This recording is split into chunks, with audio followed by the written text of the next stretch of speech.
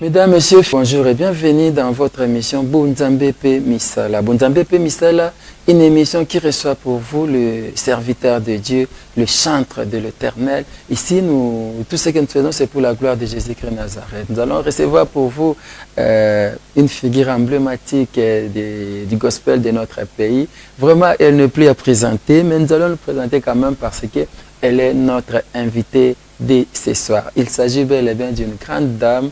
Elle a un très bon parcours dans sa musique, elle chante pour la gloire de Jésus-Christ Nazareth.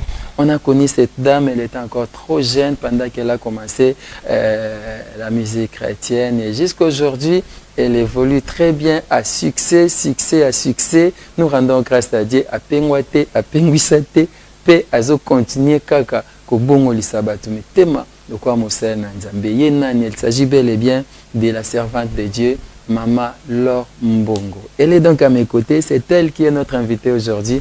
Bonjour Maman Laure. Bonjour Pasteur Rabi. Maman Laure Mbongo. L'équipe qui gagne. C'est la monnaie, on a une bonne fête.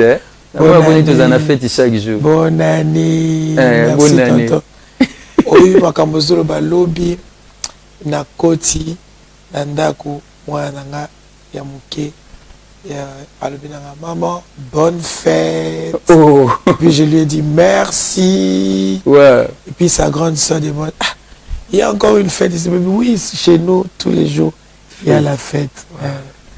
Et puis nous avons prophétiquement, tant que lobby aux hommes donc ma fête est zoya. Merci vraiment maman.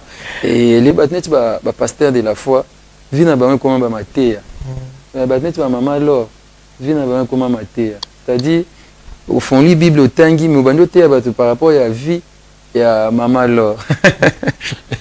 Aux modèles dans la société les lots et zo ça malamu mingi boti musika. On vient de très loin papa. Oyambi sur Masia Nazareth au PCV na au Jésus. Officiellement tout le bongo na âge de 16 ans. Pourquoi peut-être absolument solo? Oui, na pesi bande connaissance bazona na bisombote. CFC bipai nyonso bozwami na libanda mboka to na kati ya mboka nzamba pambola bino précisément CFC mpasa parce que mikolo c'est toi tout le bon passe bien que Dieu soit loué. Et puis c'est un beauté particulier 16 ans de âge au Nzambe à Yokilinga Mawa. Moi je le dis comme ça parce que Ngamoko n'a pas causé inconsciente, mais le Seigneur était conscient. Il y a que Soka Leki Nanzela Langate à venir aux a compliqué. Donc c'est à l'âge de 16 ans que Nzamba va quitter. Awatango nakutana na mwana mwasi opo batebele il faut pas bika na sima. Il y a koyebanga na vie na ye. À l'occurrence libota na ngape mabota ebele. C'est à l'âge de 16 ans que j'ai reçu Christ. Je ne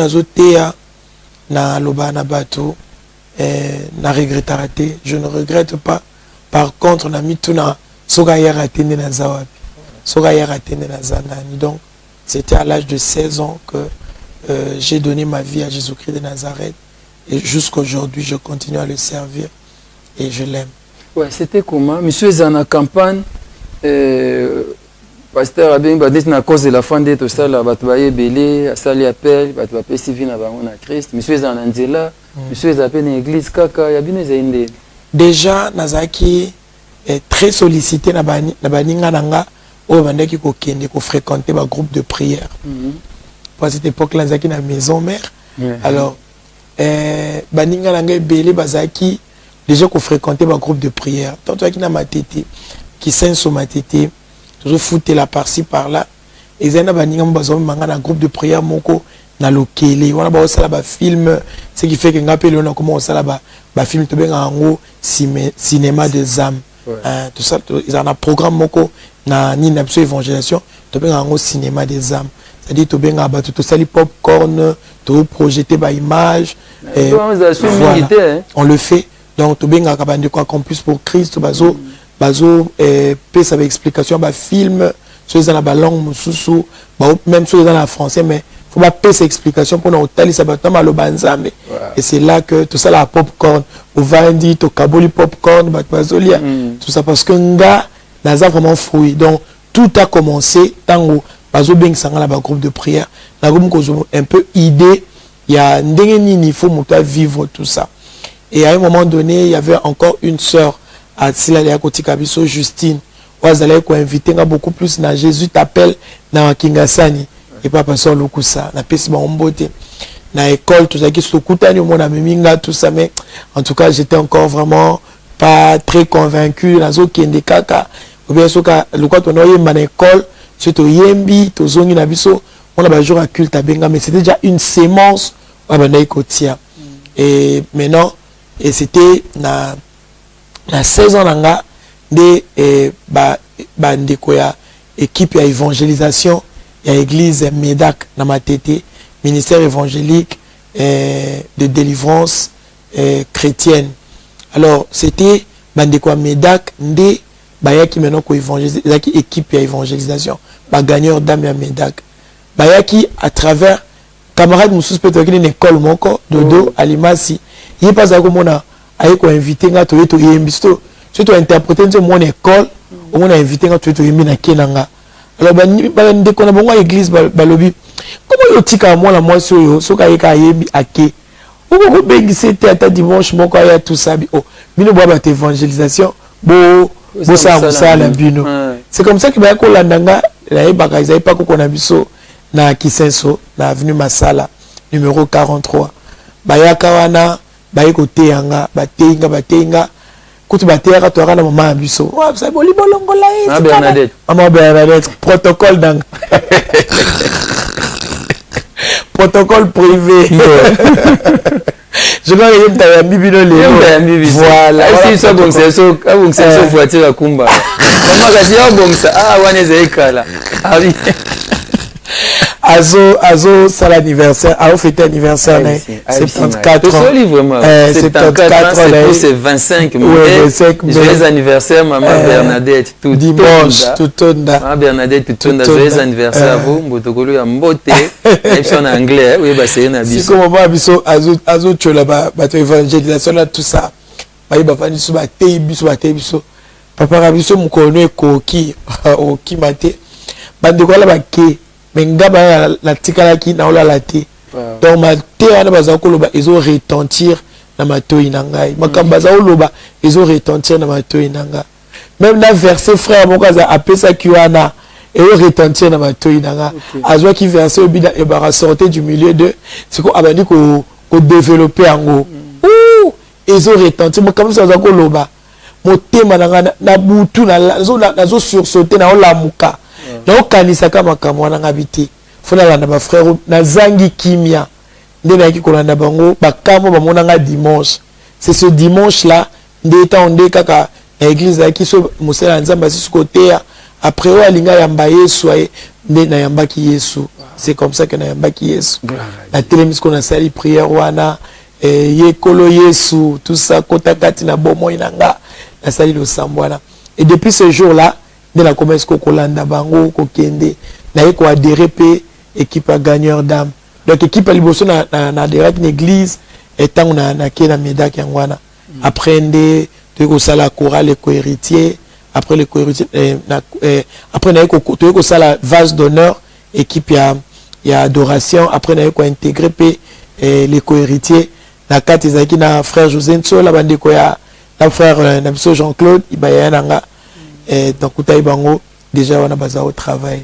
Bref na introduction wana okoyebisa ba gagnant d'âme to pe ba département ba équipe évangélisation ya ba église okolo ba onini surtout na ba leki to na banu ba joya lelo ba zo sepa au sein nzambe évangélisation. En tout cas bazala sûr que musala bazo sala ngana oloba que eza musala munene parce que ordre suprême et pesama eza aller ils ont zélaté et parfois tous a vandiqué en église pour oser là-bas ambaya non mais c'est moi là-bas c'est le meilleur aller c'est ce qui fait que ti lelo on a ça là au éviter au gagner na muto a gagné ka Joyce Meyer lelo azala couronne Muto a gagné ka passeur de la foi.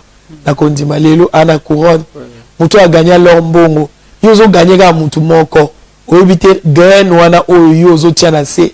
Et loko nini obota. Donc obota.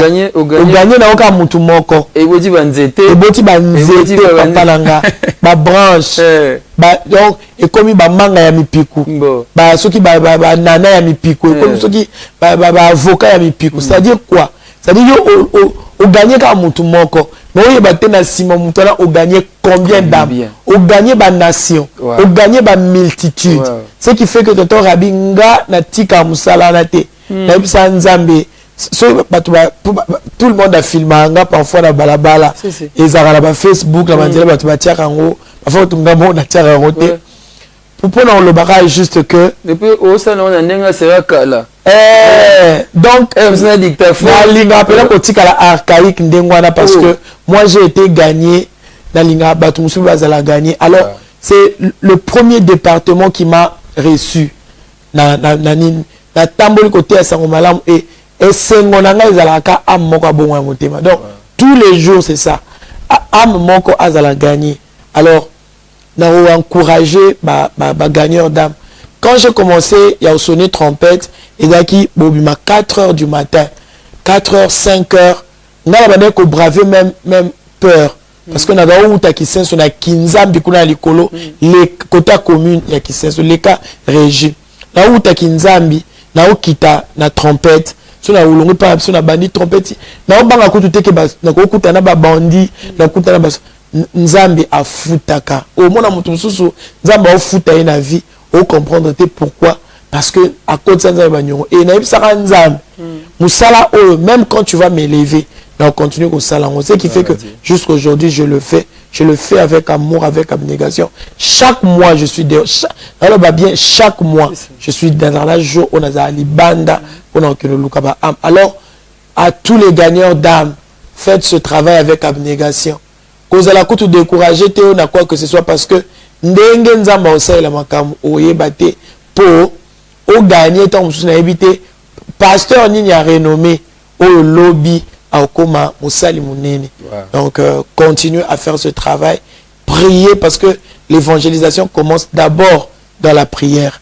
Soyez dans le sambo déjà bolongi tambo bima au monde que moisson et vous allez très facile et abondante. Merci beaucoup. Gagneur d'âme, continue à faire bien le boulot parce que la réponse à maman, alors j'ai compris que l'Esprit Saint a la place dans la gagneur d'âme. C'est-à-dire, mais continuité, cher Saint-Esprit, à Zokoba, l'Esprit de Jésus-Christ Nazareth. L'a dit, il est le rémunérateur de tous ceux qui le cherchent. Amen. Continue à servir Dieu, on sera tous bénis. Merci. Et maman, alors, tout le monde a moi, Sima, dans le parcours, Nabino, na jubessière, Nabino, les lobes, comme l'album est belé.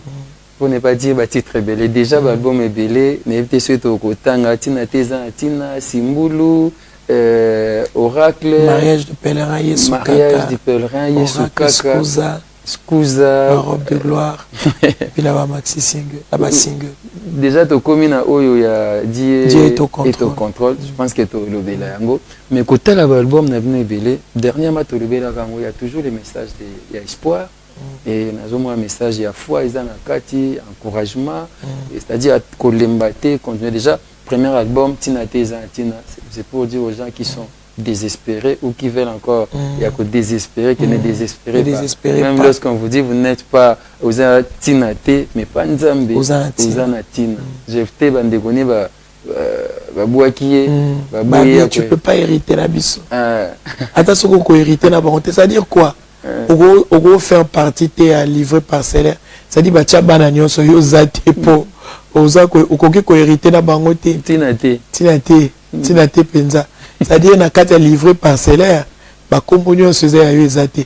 So na livre ya papa, to ya mama, to ya bandeko, kompono zate. Na livre ya Nzambe kompono zate. Amen. Comme ezalaki ba keko luka yeti azongi ya kompe roi. Panda ibandeko. Aba eko konza bango. Akondi bango parce que Nzambe oyo Nzambe alatisa kombono ekepa mutu musute. Amen. Ata baboyo tika na bango ko lite pete po bazongiso. Ouais. Yo ke luka oyo a incliner mitema bato. A incliner na mitema ba roi. so oyebi koluka oyo a inclinamité mabato tikana yo. En fait, maman, c'est Dieu qui vous avait donné ce genre de message, ou bien vous vous êtes retrouvé dans ce genre de message? Et ça, message Onzamba pesa qui particulièrement na papa Christian, compte tenu pe ya histoire naïe, parce que yé peut si bien kalinga vraiment ko les cabines étaient là bas émission tout ça. Nga pe na yeba te na tout là que problème ni. Mais un message azana makambo ko édifier caméraman. Ah, Nzabela. Et c'est que tu as prié, Nzamba si même ma pas Christian Bandaouli. La émission, donc, compte tenu de la témoignage personnel, il a des témoignages, s'il peut partager aujourd'hui, vraiment tout le monde sera édifié. Oui. Et c'est là que Nzamba qui coupe ces messages à Tinate et Zalatina. Oui. Donc, tu es au Koutana. Et puis, drôle. Barré, crunion sur la main au Didio. Et là, le quoi, donc, message à Roko, Nzambe vraiment l'inga qui a réalisé dans ce sens-là. C'était des tinate au Nzambe à Pesama Tina Lilo. Voilà, donc, ils avaient besoin de se tenir au coup, t'en as battu, voilà, bah, histoire, mon boy. Et le Seigneur a donné ce message. Tinate, et dans Tina. Et a commis, et dans la dame Moko, elle est handicapée, à l'inga, elle a fait sa témoignage, naïe. Aoya kutu de bientôt Kinshasa c'est azamoisi ya mundele lelo mko mususu tango aluki numéro nanga to solo labi maman lor jour koya na mboka nanga yaka oya omona eloko solo la na yo etikenga abi eloko abi pourquoi je dis ça abi parce que moi je suis ce que je suis à cause d'Andi mon abino etina tezana tina une émission que tu as tournée au natako landa yo ozolo bolobi yo o mimona koza tina te. Peut-être poser un handicap quelconque, peut-être poser un défaut quelconque. Tu as facilité au moment muchopi. Et puis parfois quand tu n'as pas muchopi, à quel moment pourquoi? Pourquoi Nzamba yebi pour so yozo mona muchopi tinate bato balo barambisi ba pêche ba yebi tina muchopi. Et loko nyoso Nzamba son ba bien Amson. Et loko nyoso Nzambe asala na mokili. Ezalatina. Ça va peut-être aux années makolo, mais nous avons articulé mutu. Intelligence n'a eu handicapé. Alors, jour on a mentionné le maman on a télé marane mukolo là. La télé mina bendi ko ça ba projet le quoi mutu na makolo. Et ko kwea après un temps boyo sala nzembo oyo. Nana matina mokongo na abi maman lor. C'était abi c'est ma chanson. Abi ça c'est la chanson de ma délivrance. On a sali projet au Kende poto ma colonisate na anata molama à quatre pattes on est comme na poto a commencé à mundele lelo ba komi voilà ba komi na moi ba beki tout ça puis aller ki na banini balatisi ba bloquer belé parce que nzamba PC ce ko ba moi abinga za ki mwana oyo ba obomba c'est-à-dire so ba pa ba mona oté parce que moi on était tinate abi émission wana nzembo wana tango ye so ka ba osekanga aucun des voyages dans nzela makolo ya kata kata bato bazala makolo mibale bazo kufa moi c'était la chanson que je chantais Yesu je n'ai pas de paix on a na makolo na mukongo nao na yo kapasa nzubeti akoma abala pe mwana mboka wana mundele abala mundele pe ote que mundele moka vieillissa déjà non un jeune blanc abala ye tellement kazaki mayi azamwasa mayele akenda ko sala pe université azaki bourse na France asali bourse asali université et avanda kana range OK na donc so que na villa na za ba photo na ba image lelo akoma yende référence ya famille tina te ezana tina wow mama Isumasi anzaja pambolo bien que nebi kombo na Mama Sarah ce vidéo ko comme abino ozala lipamboli ko bana otatola ko batumsu pe basa lokola bino na lisungia mulio mo stand Isumasi Nazareth pe ba témoigner lokola bino voilà tozongela na lisolo ya mkongo wana na ngai malo tozo morceau mo ya tina tezanti so parti moko joana tozo tambula toti pasa tozonga na tozo yemba ona ka na mituni za style ni eza rap place yo eza reggae ne de so qu'on peut partir au mataka Ikozi ya bomoi na Nzambe na ngai nakende lisusu wapi shilo na ngai yonde ozali na maloba bomoi opesaka elonga yonde Nzambe na ngai liloba oya suka ya bomoi na ngai esimbami na yo libanga na ngai bipai ngai na suki yango eza suka te biyano ya bo eza folk eza folk mélangé et compliqué ngai non nous le azo rapper azo sanini azo même aloba kitoko place oui donc yo ya mutuya yanga eza nde yo influencia na za place ngana suki eza suka te biyano ya bomoi na ngezali na yo zuwa lokumu Yesu yonde Nzambe na ngai mopesi na elonga yonde kolo na ngai we wana album alboso tina teza tina toyebaki yango kuna Mungu kama wewe banzembe poska nyonso toyebaki yango na ba classe série wana bazo bimisa ba revue mo ba kompe banzembo yango oui parce que na pa Christian abi bazo epse babi congolais moko abali sud africaine nazo yemba lingala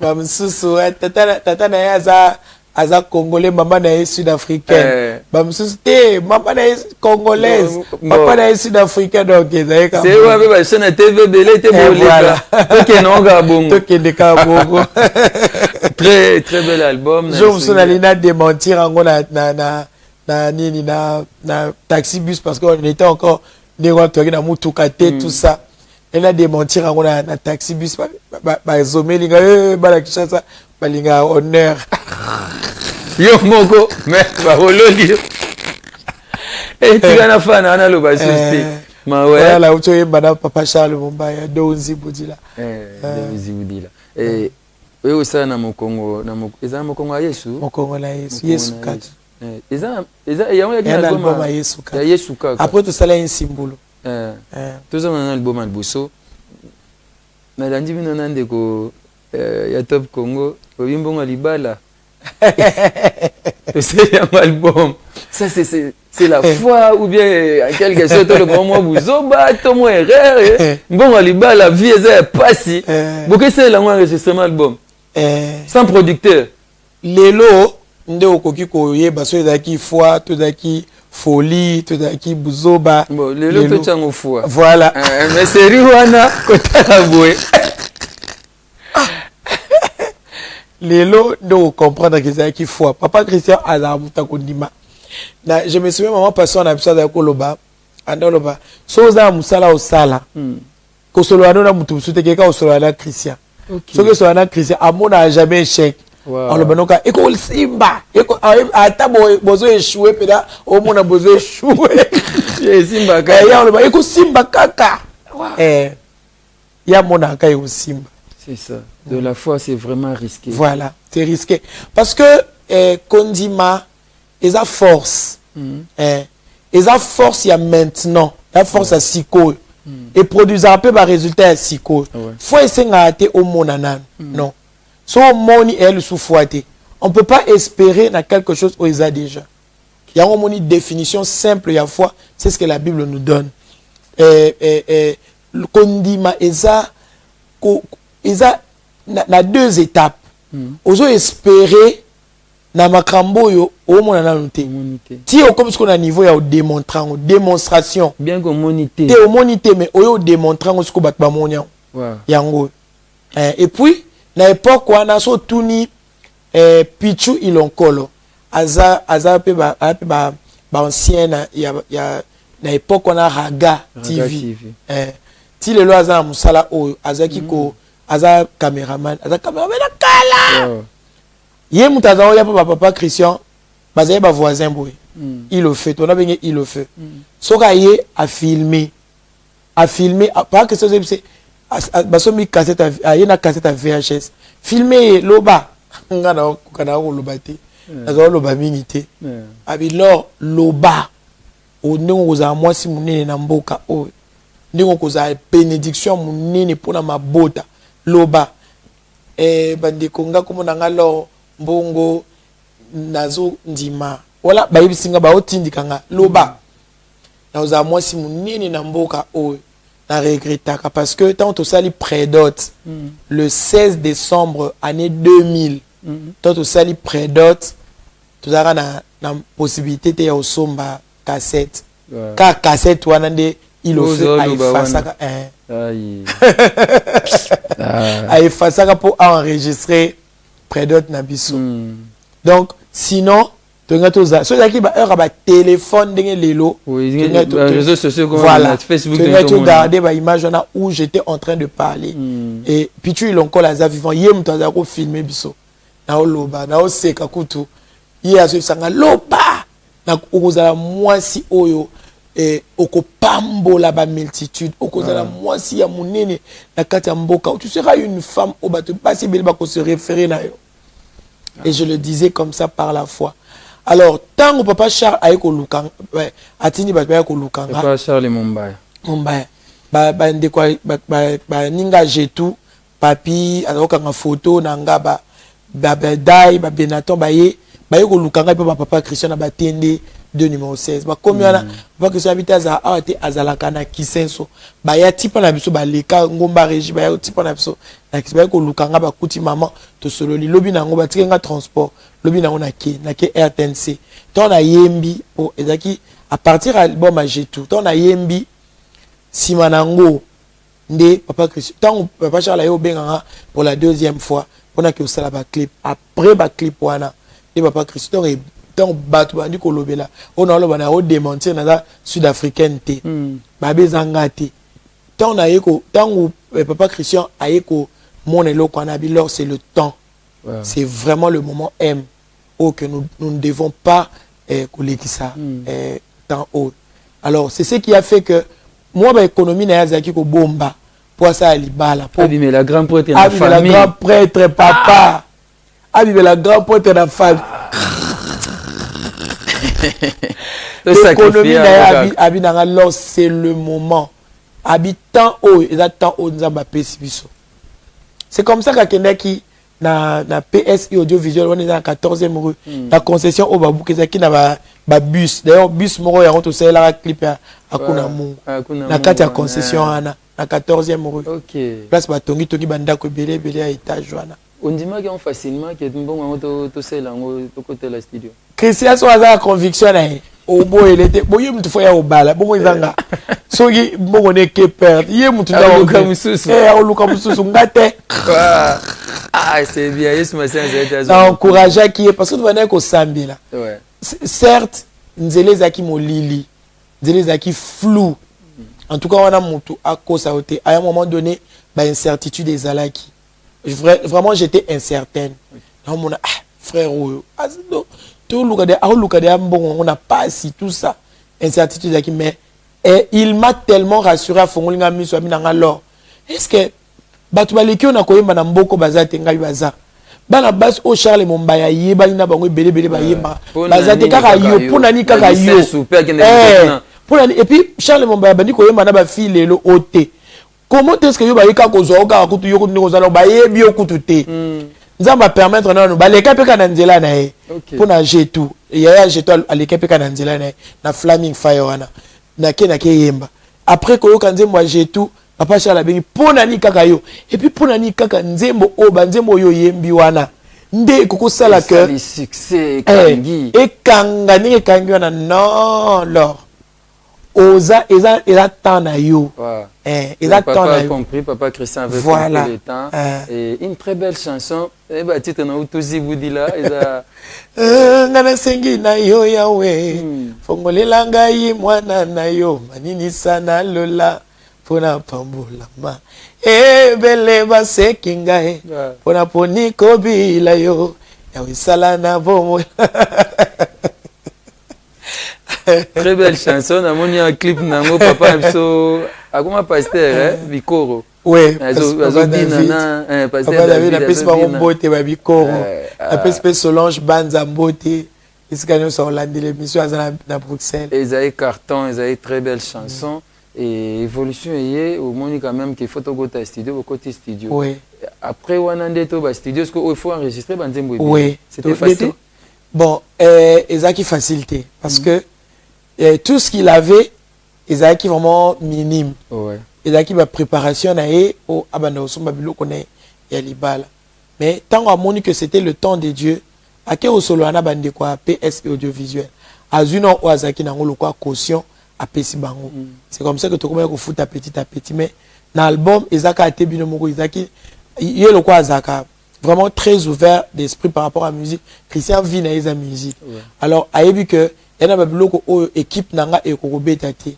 C'est comme ça qu'il faut faire intervenir maestro mususu boya boyo kabote puis to boya ko ça là bas studio moko peut-être toi alinga qui vraiment ils ba ingénieur o baza na expérience na musala. C'est comme ça que tu connais ko travailler na ba Phil Kipulu ba Junior Kadia ba Papi Kibala ba Papi Bofé. Donc ce sont des gens vraiment ils s'y connaissent. Alors ndeto kendaki a fouta que azaki nango après au mususu to comment ko sango et petit à petit tout ça mais c'est quoi ezaki ba intervention à batu faut ko fouta ba aller retour il y a batu faut ko fouta alors to comment ko beta ba porte a commis au tambola ko luka ba producteur mais en tout cas ba réponse ezaki négative ezaki favorable mais on n'a pas abandonné, on ne s'est pas lassé. Ouais. Christian déjà Azamutmoko a abandonné si facilement te mané ko luka. C'est comme ça que tu m'as dit que ça c'est une émission. Ba émission ba connaissance na ekaka le quoi c'est déjà une grande zone d'inger dans la musique là frère José ba grande zone d'inger. Ah oh kala ba to ba zone ding. Ngasi ko ba bloga ba zone dinga na yebi a hotel na koka hotel na église. Dans église kaka. Alors to ayeko to ba yeko solo là na frère Nabiso Michel Gangia.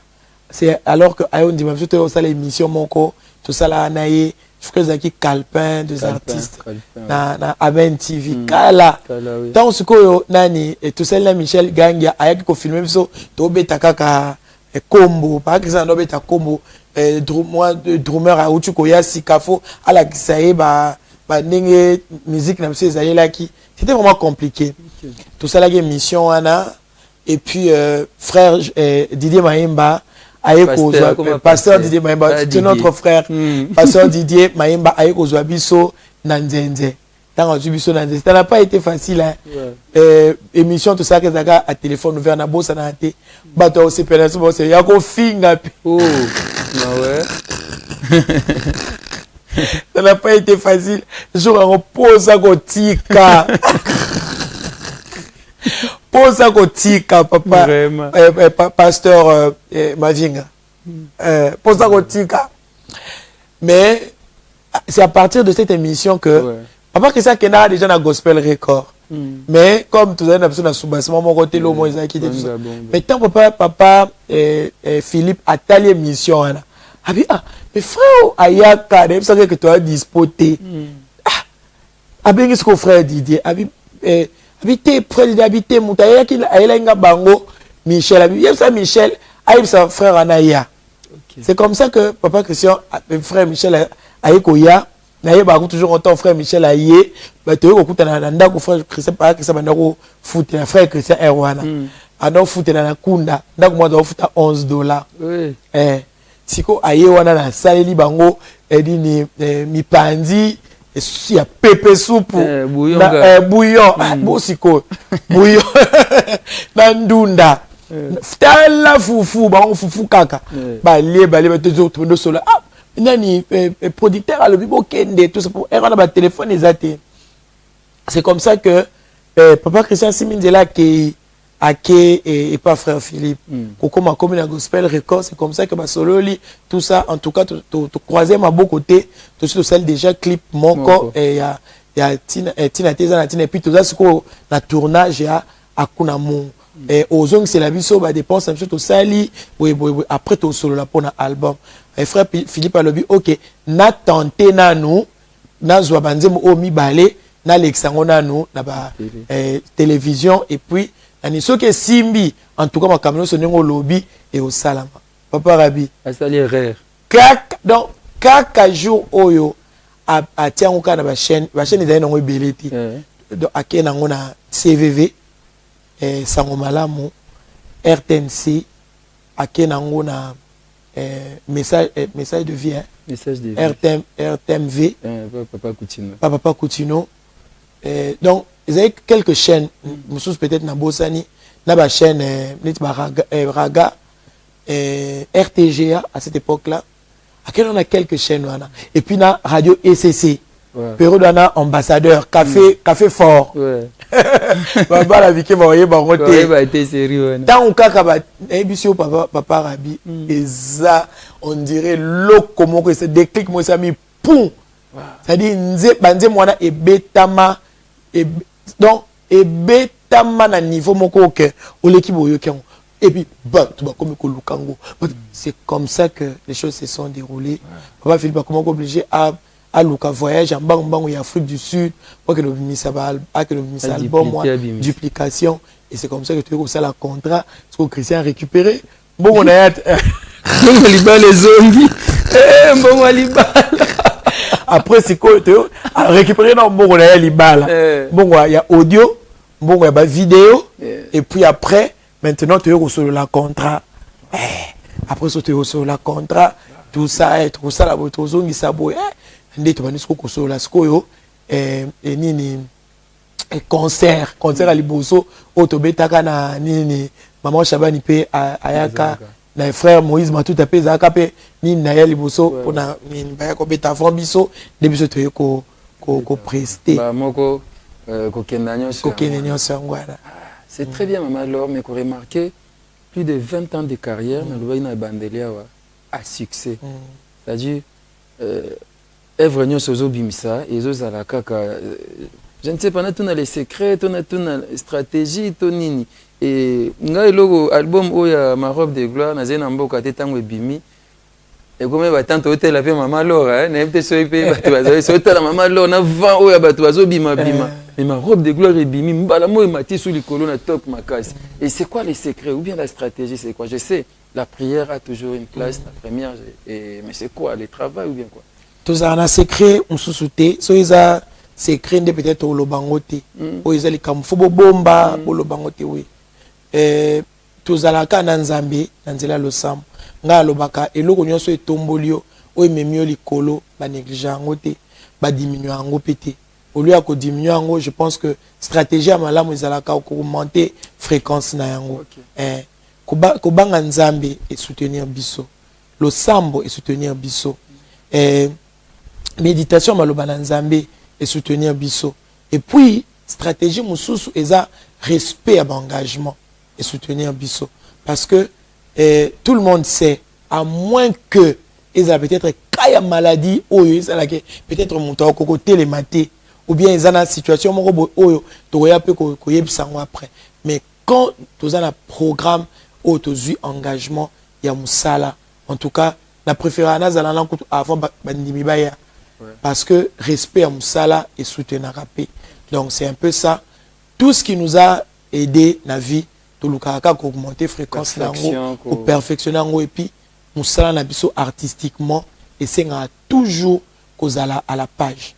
Musala na biso certes la prière est là et tant que vous sambeli il faut monter au aïe peut-être na prestation scénique à se rendre compte que non na yaki une activité artistique. Okay. Voilà. À mon avis, onction, mais artistiquement parlant, il faut à mon avis na activité artistique.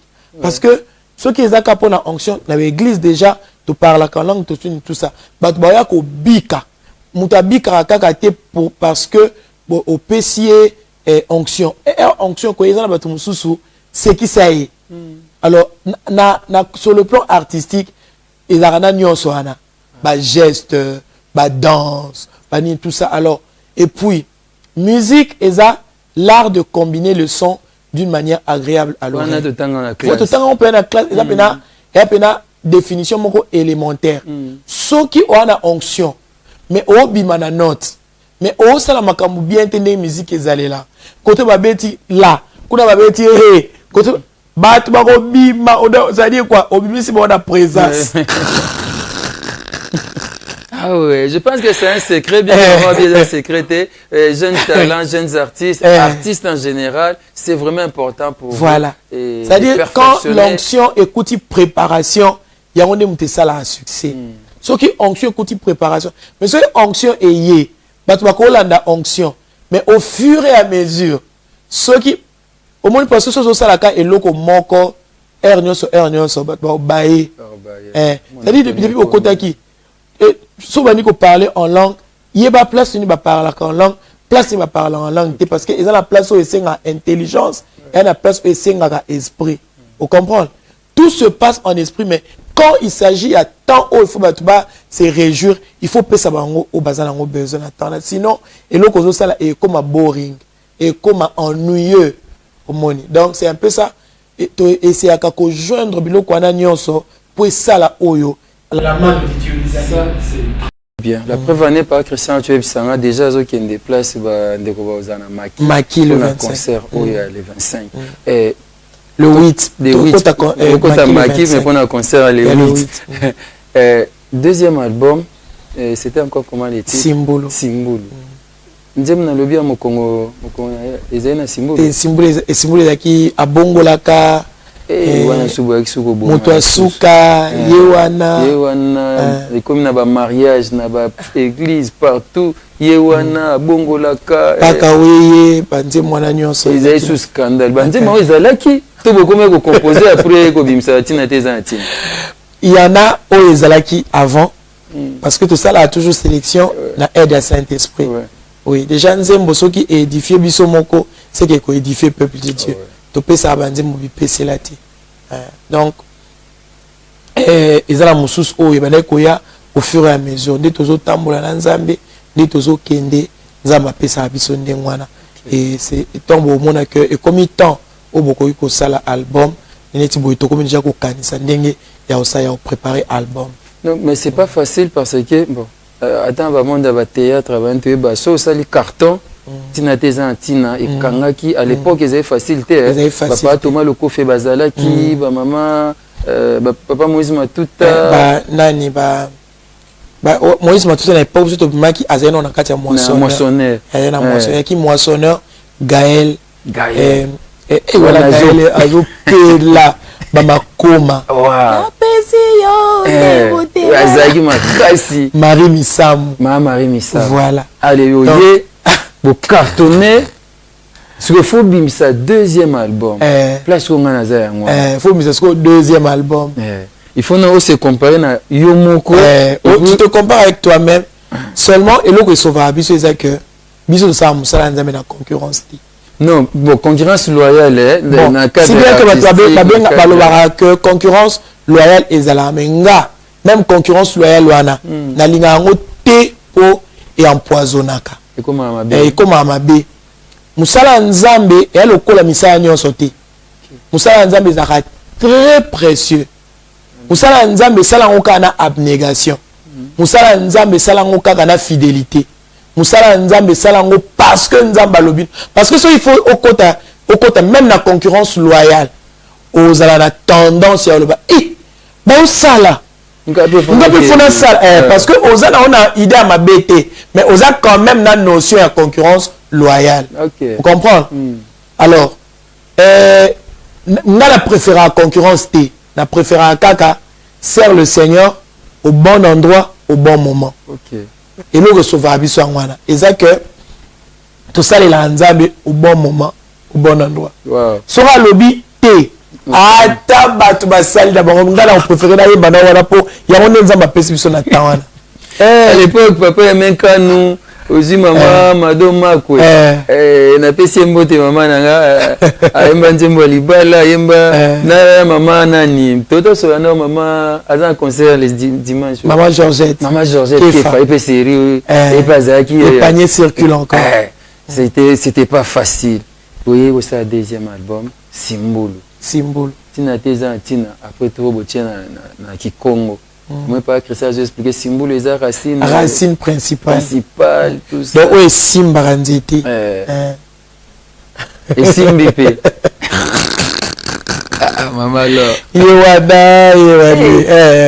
comme na libala bato bakota na ye wana se bato basali moto asuka abongolaka makambo ti lelo moto oyeba ngoka wana kuta c'est exception na destin ma chirek ne yembelaka moka.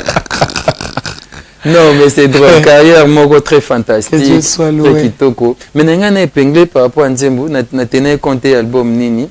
Et Oumela. Et Oumela. Et Oumela. Wana tokomi na Skuza. Skuza. Na bonde la pona basusu ba mona bilembo. Kasi oyangai eko kamwisa bato. Ouais. Et Oumela. Wana tokomi na Skuza. Ouais. Na yoki Nzembo na jui tant yo kango. Gloire à Dieu. Merci année passée. Na moni pas bobandi na Nzembo. Instrumental non déjà intéressant. Pas bobandi na Eumela. Et na suka bobi lokola bakouk ate Eumela kana poste. Message espoir toujours. Oui. Message encouragement. Et papa Rabi, eza biloko mususu et ya na vitesse te. Na vie nous devons le savoir. Parce que surtout au kanisa que nyonso fo ya kaka promptement bato ba opengwa. Bato ba opengwa pourquoi? Parce que mutu alingi buka lelo lamba lelo na kati ya makambo nzambe ezala bongo te. Okay. Na kati ya makambo nzambe il y a des choses qui attendent parce que nzambe alingi a changé yo. Nzambe alingi aye kolisa patience parce que patience eza moka mambo molimo. Na utu betelo lisolo awa. So otuni un homme bien commandant Christian lelo aza mukonzi munene na armée. So otuni commandant Christian ayebisaya lobi akutana na biso na kati ya mutuka na taxi bus succès ya tina teza na tina et tozala na mutuka te tota mo na taxi bus ayoka tellement marrant que na loba so papa na na mbongo na époque wana alinga sumela biso ata vélo donc afutela par Christian transport abi parce que ton nimaka ngo. Ton dimaka ngo pourquoi? Parce que togo yi bate togo kele pe mbangu te. Abi mama lo azo ki pe kutola tate le câble ka.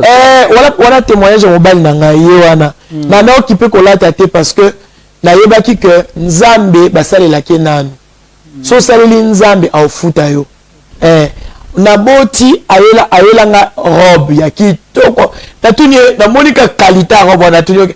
On a aussi pas béga attaque na rond-point Forescom na uti ko zelo robe surtout mama béga yebiso da yebisa soit ka robe no kezongisa. Je suis pas pressé, le moment viendra o na olata biloko OK nga mona lingi na kena lati na yebisa ka inde mwana et puis na yebisa na bibiso toza ka basala ya nzambe to na mutu mususu te to ka na nzambe alors on nzamba pienga te donc ekota nyongo te to na otambola na mutuka pasteur Ford moka muke tolabe bébé Rico ya pasteur Eric. Que Dieu bénisse notre pasteur Eric Kibala asa architecte munene ye mutato atonga ndaku o. OK. Pasteur Eric a cédé biso mutuka ne po ayokela biso mawa. E umela soke ko umela kasi ngai na kotika yote mais tangu nzamba fongola papa Rabi ezaka neti te. Yangwana au moins toyemba nzembo wana parce que il y a des choses qui nécessitent la patience na vie. Soko o zeli patience et pesa mutu mbume komela. Mais soko zeli te et on pesa yo mbuma moko OK. Ozwi ba moko pon esili. Ozwi mutuka, ozwi ndako et après ba moto papier et peli ba moko esili nango et tumba nango pe lo msuti. Tokoza morceau ya Eumela. Eumela soke ko umela kasi ngai nakotika yo te.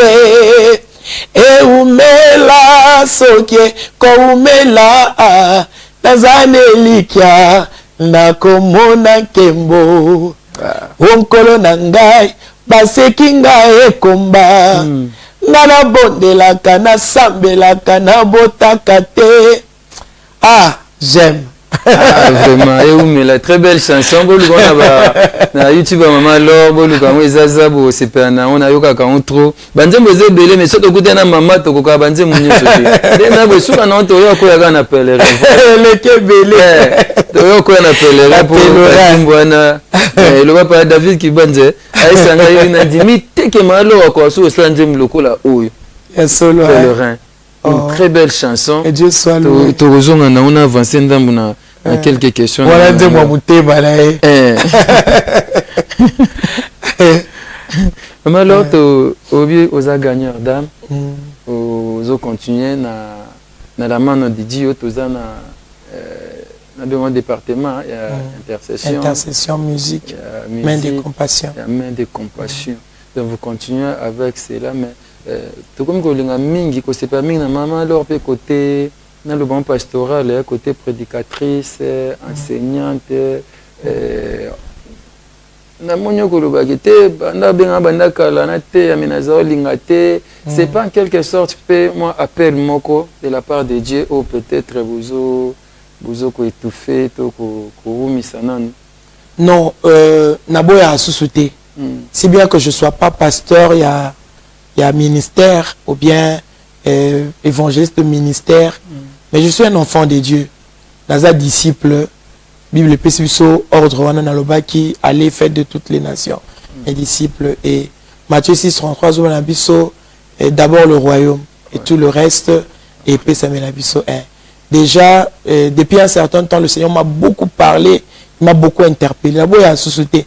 Parce que même quand je prêche, même quand je médite, quand je lis la Bible, la façon dont le Saint-Esprit vient me donner la compréhension, mais vraiment, papa Rabbi, personnellement, dans mon élékelanga.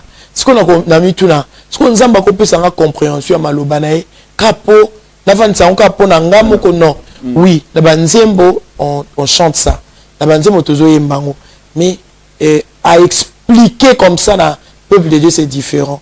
Tout ce que je lui demande, il y a qu'à force pour déjà, très chargé na Mambakoyemba. Je suis vraiment très chargé. Alors, s'il faut qui ça sous côté Eza et l'autre, on a ça la côté Nengemoko. Mais en tout cas, je refuse plus, à moins que Nzamba Boya. Et quand Dieu est d'accord, mais qu'un peu côté ça demande na niveau ya musique, Aboye la ngati. Voilà, donc cela. Na sengi date mo boy langate neti so na SFC parce que c'est ko boyate ayara on les a pas et papa bayata papa bayata en plus cela na sa beau frère na yo oh oui vraiment voilà na lobi papa ce côté musu na okene te pas na yo batela libala na boya kutu ko boma libala c'est ça oui voilà ça fait du bien de c'est pas bon c'est vrai que ça c'est là c'est une CPD mais je pense que dès que c'est là il y a une pas de CPD déjà ça bien il y a appel wana ceux qui les appellent ministériel et qui n'a rien d'enzamba lingela et ça malam mingi mais déjà dès tout ça ça ça va non monter dans ministère on reçoit beaucoup de gens. Et il y a déjà une fois dans le il y en a d'autres qui tombent si vraiment. Nous avons pas maman. Amen. Déjà, vous avez un single dans le marché et ils ont dans 4 titres. Dieu est au contrôle. Dieu est au contrôle. Dieu est au contrôle. Maintenant, tu as mis 2 titres. Tu banda qui na action de grâce. Action de grâce. Tu na Dieu est au contrôle. Wana siko touti ko disposer les sous comme na Yesu to kene petit à petit. Ouais. Bon, mutina na ngenga kende mingi na sens ya bobandi musique na tanga ba VHS, ba CD, ba flash yé pe lelo to tika mingi na ba réseaux sociaux de changement wana bo s'adapter qui facile. Ezaa qui passe pour na biso hein. Ti lelo. Ti lelo ça passe parce que biso to message na ngoté. Donc, je sais pas, il faut naïe là. Un peu analphabète, mais dans la psycho, tant on est au commis, il faut apprendre du jour au jour. Joana, dans ce qui, Joana, moi, dans mon azane, à moninga, na vérifié, bah, nini. Oui, c'est oui, et l'autre, image, moi, au supermarché, on commis coup d'un baby.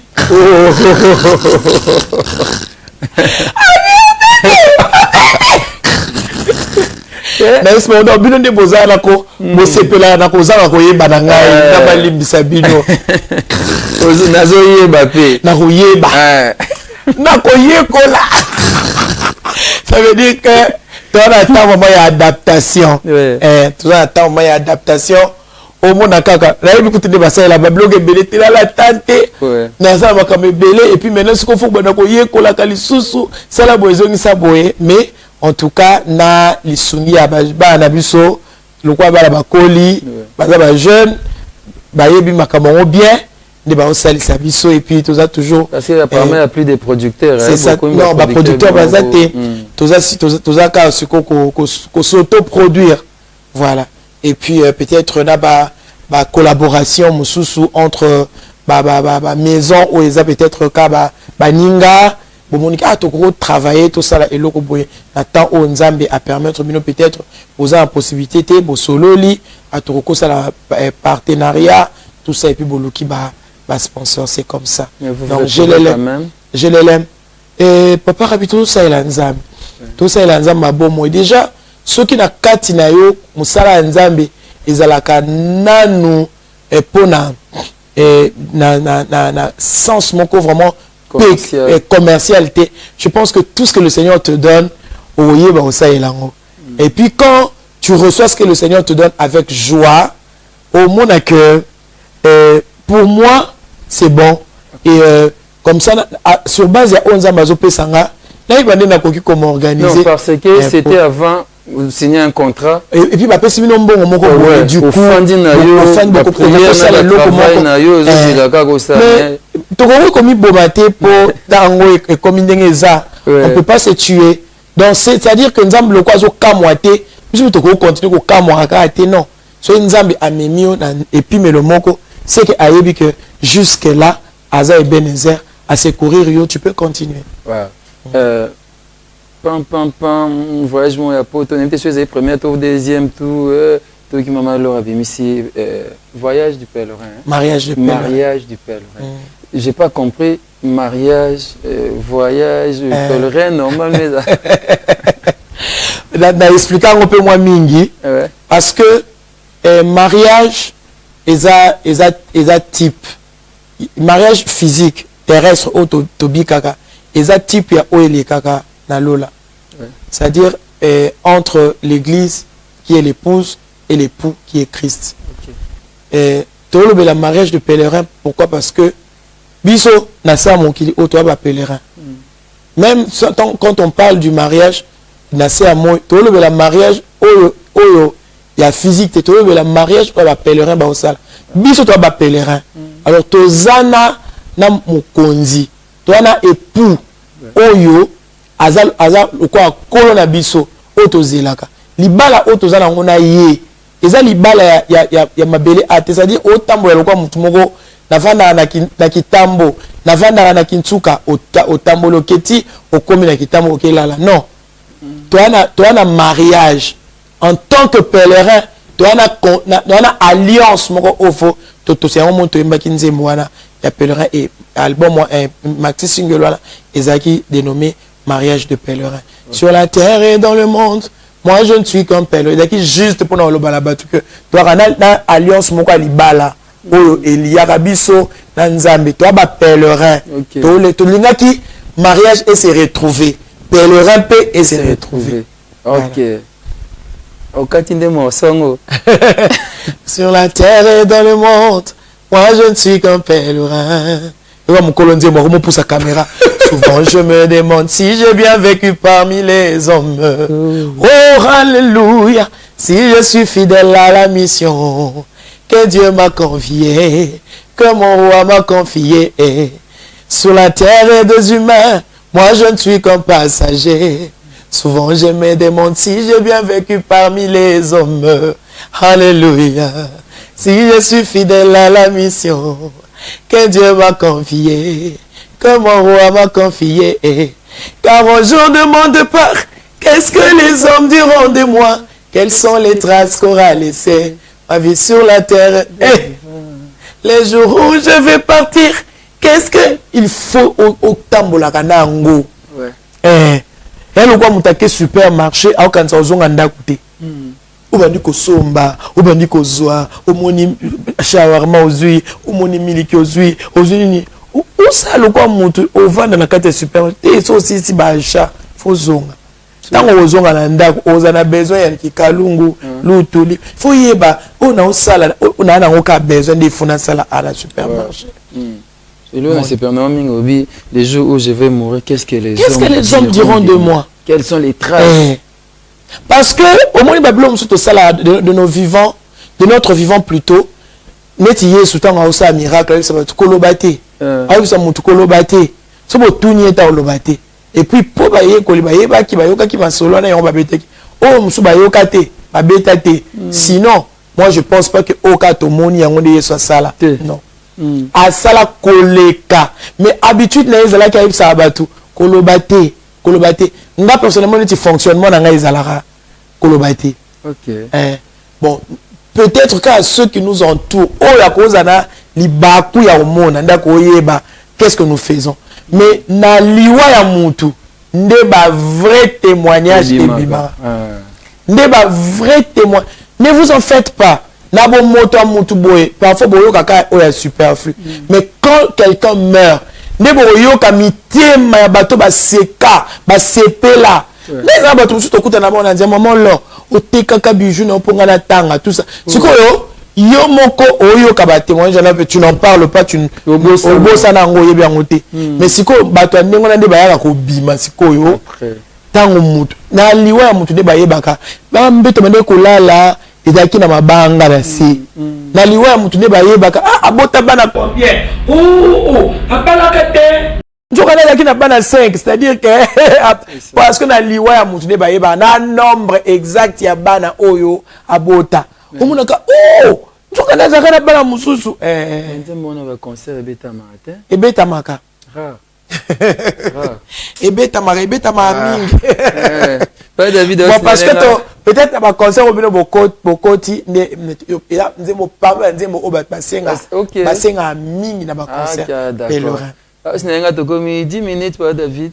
Sinanga na chité mais on n'a pas parlé à tourner à Maman Laure et puis to kota na concert au Europe au salle quand même tourner et retour ya musique.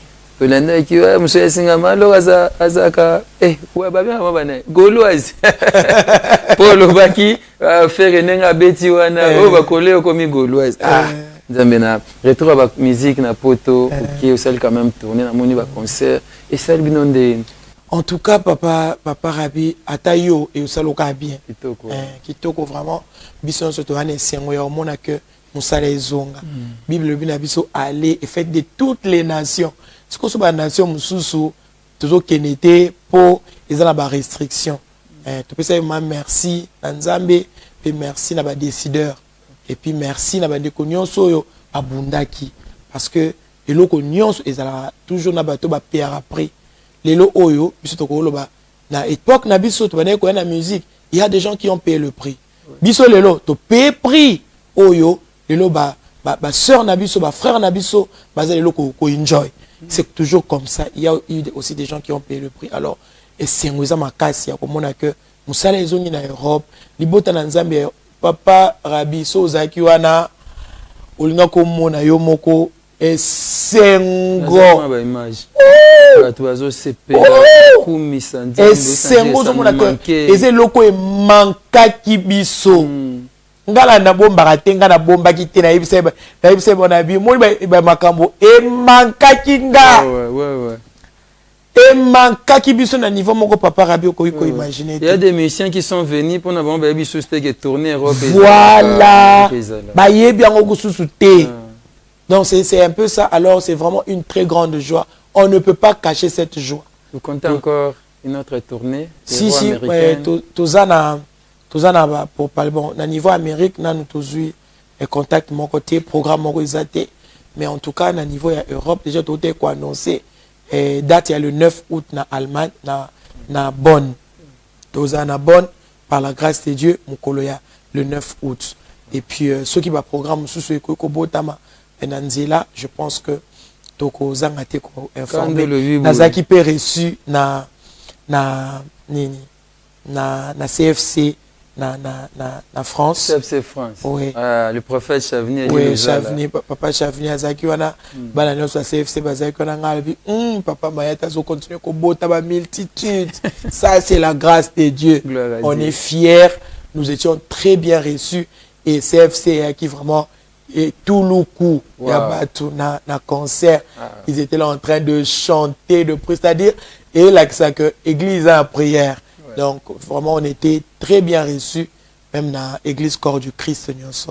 Il y a France. Très beau clip, c'est le nom Makasi. Si vous consommer. Dieu est au contrôle. Abonnez-vous très massivement. Parce que ça va nous faciliter la tâche. Avant, on ne connaissait pas comment les choses se passent. Et là, nous voulons vraiment nous adapter pour consommer parce que le support physique est assisté. Peut-être, tout ça, là, on a un concert, flash, disque, mais il y a toujours quantité vraiment très limitée.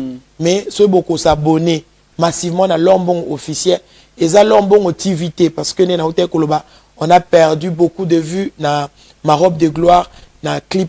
Il y a tout liboso compte tenu des problèmes quand il y a logistique mais là notre chaîne officielle est l'ombongo officiel donc ok na l'ombongo activité l'ombongo officiel alors l'ombongo officiel au cliquer na cloche ou na notification ou na kozwa notification ou nos angate biloko tozo publier. Donc c'est ça, nous vous demandons cela pour nous faciliter le travail, la tâche. Abonne-toi dans l'ombon officiel et consommez. Dieu est au contrôle. Déjà, ninga belé bakanginzembo, tonto koma kuna pot ya ngonde to yemba parmi les chansons na showbiz. So yebinzembo to banuzaka. Obeta munoko. Il faut tant koltika te ba oba yebinzembo ba yemba. Yekola déjà. Yekola Dieu est au contrôle. Yekola kombo na Yesu. Une très belle chanson d'adoration. Oh, n'adoration na oyoka kombo na Yesu banika. J'ai des chairs des poules. Et quand je prie avec cette chanson, depuis un certain temps, tu n'as pas l'intention d'arrêter la prière. Et même la prière, mais merci. Alors bien aimé, consommez le yembo oyo, consommez Dieu est au contrôle, consommez action de grâce. Libota kitoko, moi lobi nazaki na papa mo tatou na téléphone, mutu bazaki na passé ngai mamulora mbonga mambanda ngai osalinga bolamu ayembelinga na kombo na Yesu après abi jibota chitoko Jilobi na pesi tatumbote non to mona la tête sur la téléphone yondo zaiba mulona likaka nzembo yondo zali jampa na bomo na tu poda tu jump silipa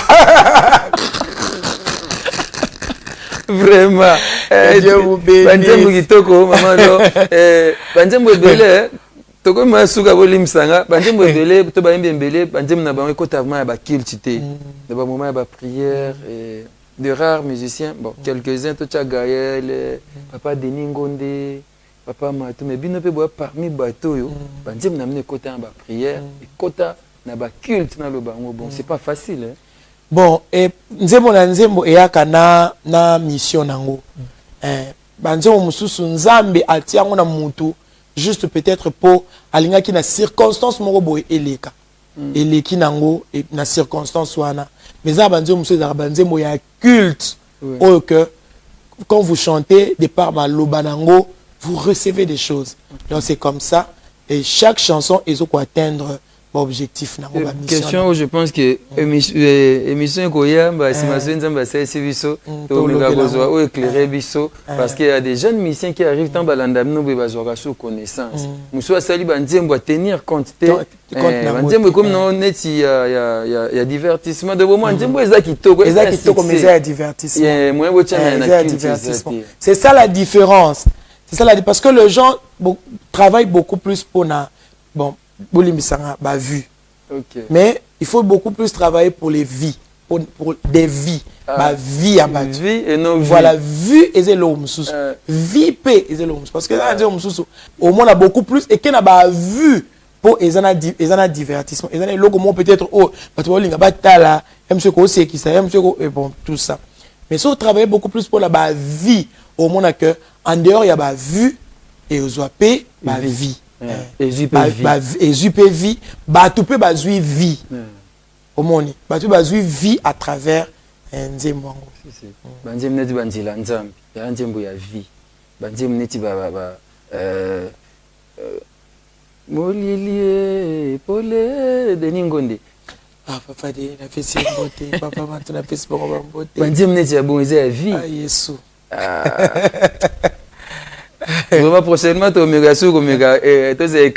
éclairé. On est pratiquement à la fin. Frère David Kibanza me fait signe ainsi que Papa Trésor Ntingi. Nous devons vraiment chiter les rendez-vous. J'ai au ventre moment qui te connaît, au composant, tu es composé, c'est une prière chantée. C'est une adoration chantée. C'est-à-dire c'est une expression de cœur chanté. La kendaka nazo kamba prière à midi avec Jésus. Papa Lambert Niembo na Pesimbodi. Les qui na frère na biso ya mangembo za obeta déjà clavier. C'est comme ça que cette chanson est née.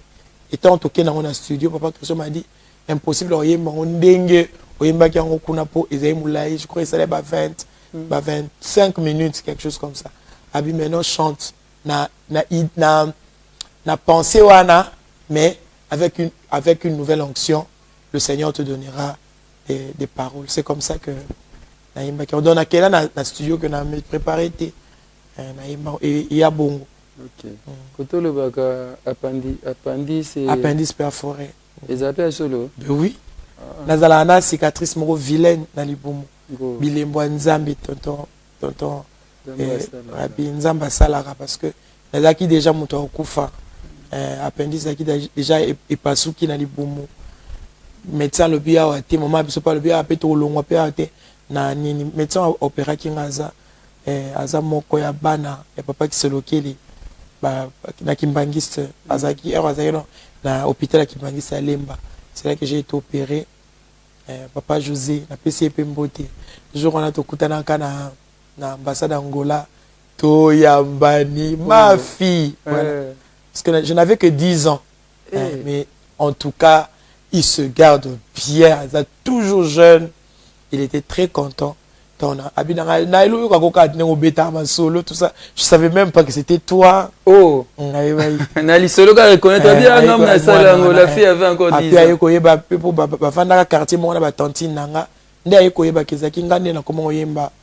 Mais je n'avais que 10 ans. Pendant que appendicite panzanya kwa na libumu nzambe wana asala papa ezaki pota oyo boke lobi s'infecté boke bakoma ko tumba pota na ba pareil bakoma ko tumba pota il faut ba tia ba pareil bazo sala po donc mkolo ba ko longola nga ba pi ezaka sans ça dit diable o lukaka ka au vivre té c'était vraiment compliqué au vivre té mais ba promesse nzambe eleki nyonso mutako vivre même so batie moi batie biloko na bango babi o esili lelo esila te voilà on doit citer faute de temps on est pratiquement à la fin vous allez donc nous excuser ne tenez pas rigueur mais tout n'est belé vous savez maman alors bon mais tout n'est si là